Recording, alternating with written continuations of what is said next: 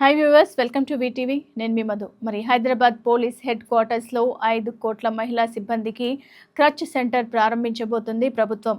మరి మహిళా పోలీసు సిబ్బందికి శుభవార్త అనే చెప్పవచ్చు. పోలీస్ హెడ్ క్వార్టర్ సుమారు 5 కోట్లు ఖర్చు చేసి ప్రత్యేక క్రచ్ సెంటర్ ఏర్పాటు చేస్తున్నారు. ఈ కార్యక్రమాన్ని నగర పోలీస్ కమిషనర్ సివి ఆనంద్ బుధవారం ప్రారంభించారు. ఈ సౌకర్యం ముఖ్యంగా చిన్నపిల్లల తల్లులైన పోలీసు సిబ్బందిని గురించి రూపొందించబడింది. ఈ క్రచ్ సెంటర్లో దాదాపు 150 నుండి 200 చిన్నారులు సౌకర్యంగా ఉండగలిగేలా ఏర్పాట్లు చేశారు.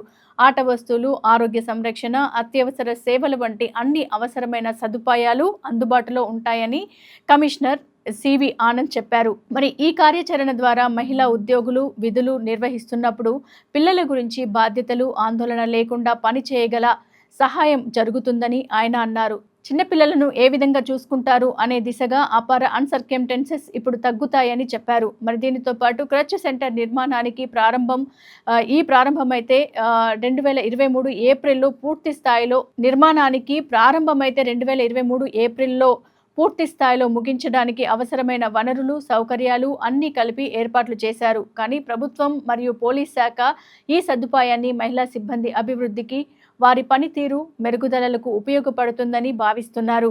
ఈ క్రచ్ సెంటర్ నిర్మాణ ప్రారంభము దాదాపు 2026 ఏప్రిల్లో పూర్తి స్థాయిలో దీన్ని పూర్తి చేసే పనిలో పెట్టుకుంది ప్రభుత్వం.